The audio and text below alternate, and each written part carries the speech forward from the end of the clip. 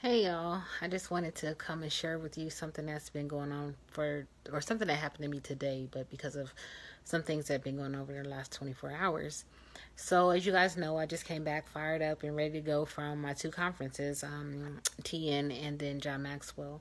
And so many things going through my mind, that I want to do and that I want to accomplish.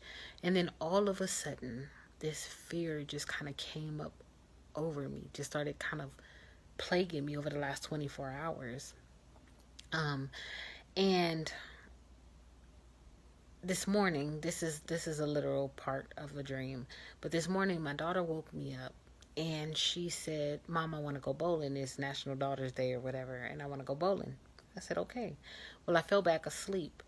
Well, in my dream, we ended up going to the bowling alley. So my daughter, both my daughters actually, myself and my friend Steve, hey Steve Joyce, we all went bowling.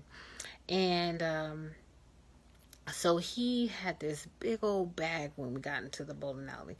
Wasn't like a bowling bag or anything like that, but like a big gym bag full of all of his stuff. So we get to like where we're trying to sit down. It's a bunch of people or whatever, so there's like these wide steps or whatever, and we kind of sit there and he starts taking out stuff out of his bag. So I go, "Excuse me, you guys." Over the last few months I've been dealing with a lot of exhaustion, so if I yawn, it's not that I'm sleepy, I'm just, my body just, I don't know what's going on.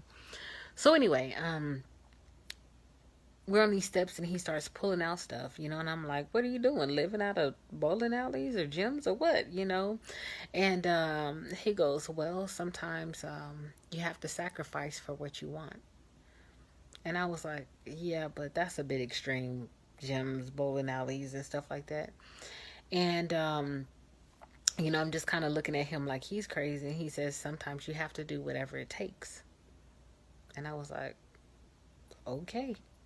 So he pulls out this blanket and makes me a pallet in the middle of the bowling alley while we're bowling. Makes me a pallet on this step. So there's this family, a girl. She wasn't a girl. She was a woman in her late 30s, early 40s, and she had came to the bowling alley with her elderly parents. And she was in a wheelchair. Her legs were deformed, like toddler legs, and she had them folded up under her, like what we used to call Indian style. They didn't move; they just were like that. Well, she starts making a big fuss, and her family comes running to her aid, and she wanted to get down out of her wheelchair. And so her father comes and he picks her up and places her on the floor. And I'm looking like, there's no way. I saw 4 or 5 different ways that she could have gotten down, but instead she chose to have this big old temper tantrum. And her parents are elderly. So I started going towards her. My daughter's in like, "No, Mom, no." And I'm like, "No, I just want to go talk to her." Everybody's like, "Oh my goodness. Oh my goodness." I said, "I just want to go talk to her." So I went and sat down on the floor next to her. And, I was like, "Why didn't you even try?" "I can't get down. I don't have any legs. I this and that." And I said, "But you didn't even try. I saw 4 or 5 different ways that you could have gotten down, but you didn't even try." She was like, "No, I can't. You just don't understand. I'm deformed." And I'm like, "Okay, but you have full use of your upper body." And then I thought about Nick Vujicic, who doesn't have any arms or legs, and he has a full life, swimming, fishing, driving a boat. I mean, you name it. And basically all he has is a torso on his little chicken leg, as he calls it. It's just a little bitty limb, part of a limb. And so I looked at her and I said, "It's not that you can't do it. You won't do it. You haven't even tried and you've given up on yourself already." And she kind of looked at me. I said, "Yeah, it's not that you can't do it. You won't do it." And even in my dream, it kind of like took me back, jarred me a little bit on the inside. And I realized that I was talking to myself. I was talking to myself. It was like I have been cutting myself off at the knees all these years, um, stopping myself before I even get started because of fear, because of past experiences, because of something that somebody spoken to me and told me that I couldn't do, I couldn't be, all this. And over these last 24 hours, it was like, why do you think you can do this? Why do you think that you're the one? And, excuse me. And so I started having these doubts all of a sudden, like doubts. And people have come to me, have told me how much that I've inspired them, how their videos have really, touched them. My videos have touched them and motivated them. And like I really spoke directly to them. So why all of a sudden am I being fearful as if what God has placed in me isn't good enough? I don't know. I don't know. Um, I mean, there's no reason for me. And I just realized, you get comfortable sometimes. Comfortable with what you have. I know I have a job right now that, pays the bills and allows me to live a certain way or whatever, and it's comfortable. And I have been wrestling with this. Is this it for me? Should I be going in a different direction, or should I, keep this job and just ride it out? I don't know. But all of a sudden it's fear. And I felt myself wanting to stop the momentum before I even get started, all of a sudden. So while we were at the John Maxwell, he does a Maxwell Minute.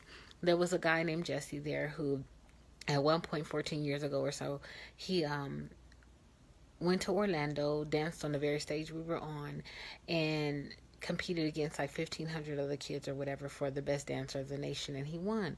So he danced with the Rihannas and the Timberlakes or whatever, and even embarked upon his own musical career. Well, things fell through, and he ended up being the like music pastor, or the minister of music, which isn't a bad gig. But in his testimony, he was just saying how, well, in the Maxwell Minute, Maxwell asks the person he's with, like, what is it, the word of the day? So Jesse said resurrection, and John was like, I thought it was going to be dance or something, but okay. So he did his Maxwell Minute on resurrection. Well, in Jesse's testimony on Facebook, he was talking about how he thought his dream had died, and it kind of awoke something in him. And I just ask that you guys that, first off, I want to bury all of those past fears, those past experiences, those things that have held me back. And that's for everybody. If you have a dream, it does not have to die. While you have life in your body, you have breath in your body, you have a spirit that's still alive and allowing this body to work, your dream does not have to die. It can be resurrected. I do hope that all of that negative self-talk and those self-limiting beliefs and those things that have held me back so long die and don't come back. I do want those to die, and I don't want those to be resurrected. But I ask that you guys just keep me in your prayers so that my dreams don't die, because I know that I have a message. I know God didn't, let me go through all he did for nothing, and that there's something inside of me that other people need to hear. Other people need to know that they're not alone. So I ask that you just help me to, pray with me, pray for me, keep me in your thoughts, that what God has for me really, really, really comes to fruition, and that my dream does not die before I do. They said the richest place in the world is the cemetery, where everybody's dream has died, all their gifts, their talents, and all that. And I don't want that to be my story. So just keep me in your thoughts and prayers as I walk this thing out day by day, intentional living, every day having a goal, doing that. A lot of things consistently done consistently create a habit. That habit ends up being your life, your destiny. So keep me in your thoughts and prayers, y'all. Keep me in your thoughts and prayers. Thank you so much. Bye-bye.